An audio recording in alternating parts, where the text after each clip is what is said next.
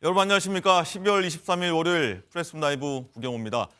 더불어민주당이 한덕수 대통령 권한대행 탄핵을 시사하고 나섰죠. 내일까지 내란 상설특검 후보 추천 의뢰와 쌍특검법 공포가 이루어지지 않으면 그 즉시 책임을 묻겠다는 최후 통첩입니다. 자, 비상계엄 선포와 윤석열 대통령 직무정지에 이은 또 다른 혼란이 예상됩니다. 먼저 국회로 가보겠습니다. 자, 표선우 기자. 자, 조금 전까지 나온 얘기 들어보니까 민주당이 꽤 강경한 것 같습니다. 국민의힘 반발도 상당하고요. 네, 그렇습니다. 민주당은 어제 한덕수 대통령 권한대행에게 상설특검 후보 추천 의뢰와 내란특검 또 김건희 여사 특검법을 내일까지 공포하라며 그렇지 않으면 즉시 책임을 묻겠다고 강조했습니다.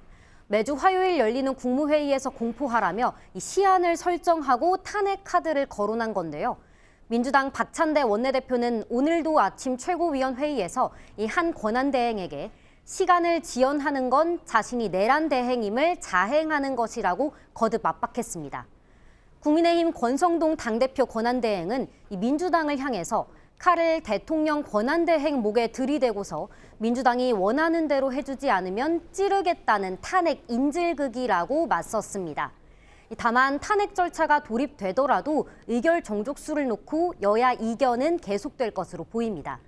민주당은 한 권한대행이 선출직이 아닌 임명직이라 탄핵 정족수가 총리에 해당한다고 해석하는 반면 국민의힘은 3분의 2 이상의 동의가 필요한 대통령 탄핵 소추 절차를 밟아야 한다며 대통령 의결 정족수가 필요하다고 반박하고 있습니다. 네, 그리고 윤 대통령 탄핵 소추를 판단할 헌법재판관 후보자 인사청문회가 지금 국회에서 열리고 있죠. 네, 오늘부터 국회에서는 국회 추천목 헌법재판관 3명에 대한 인사청문회가 열립니다.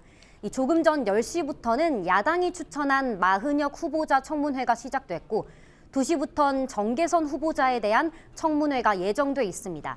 내일은 여당이 추천한 조한창 후보자에 대한 청문회가 열리는데요.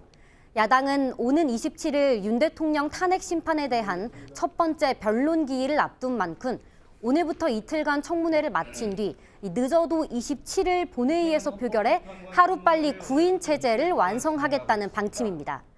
인사청문회 투기부터 불참했던 국민의힘은 오늘 청문회 역시 불참했습니다.